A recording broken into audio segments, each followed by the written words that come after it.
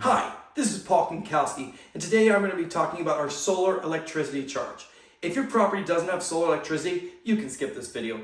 If you've seen on your lease that you are getting charged for solar electricity, please watch this video, and we're going to go over all the different aspects of having solar on your property.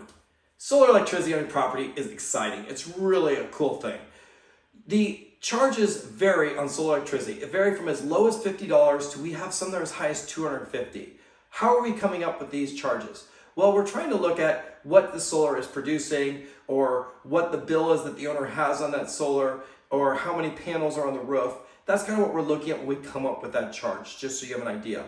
So the normal charge that we have for most of is $100. We do have a couple condos type things that have very few solar that we did do those at 50 because we feel they do not produce as much electricity. The higher one that's around $250, that is a direct bill from the solar company that the owner gets each month. So that person, you're just paying the bill that they're paying on solar.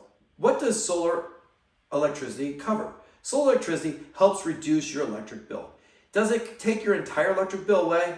No, it does not. If the solar produces $200 worth of electricity and you have $300 that you charge electricity, you're going to owe $100 worth of electricity. So solar does not cover all your electricity. You could have more electric charges. A lot of times what solar companies do is they know in the wintertime you might not produce as much solar. So they might only bill you in increments. So you might get a bill for it at the end of the year for $600 or $700.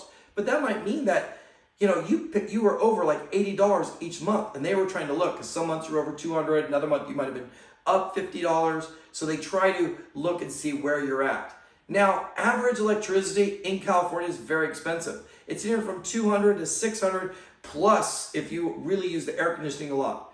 My house, we're using about $300 with electricity a month. And so just understand, if you use the air conditioning a lot, if you're using stuff, it's expensive in California to have electricity. So if you have solar and you're paying $100 for solar and you're using like the air conditioner, your bill is going to be more than what that $100 is. Where does this solar money go? Who gets this solar money? We do not get this at House Match, just so you know. That money goes to the owner. Why? The owner did one way of getting that solar. They either spent $20,000, $30,000 putting solar on that roof. So they prepaid for your electricity, so they're getting the benefit of getting some of that money back each month that they paid out. The second thing is, a lot of times owners have leases or loans or other things that they're paying for that solar on a monthly basis. Sometimes we will charge you the exact amount they're paying, like the one who was charging, like solar companies charging like $230. A lot of times we'll just make it very easy and charge $100. How much should my solar produce?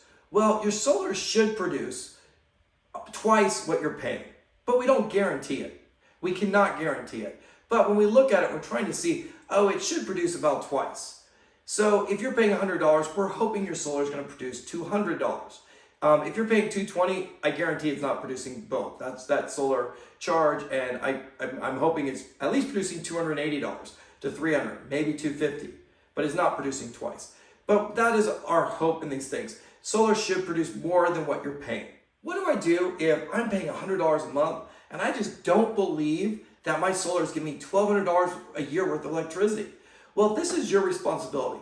If you don't believe, we'll happily give you the number of the solar company, SDG&E. You can do all the data. You can go through it. You can find out what it's producing.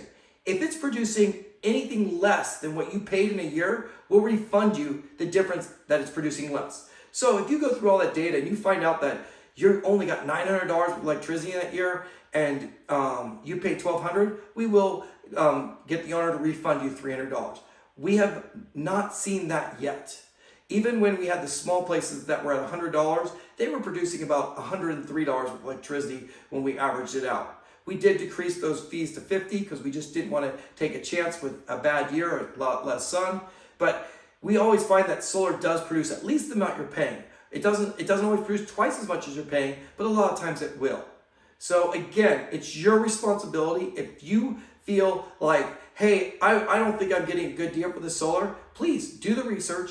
Go through it, submit it to us. We will look at all those research, and then we will make a conclusion from that research. And we will definitely, if it didn't produce the amount you paid in that year, we will happily refund you that. But again, this is your responsibility. We will give you the information.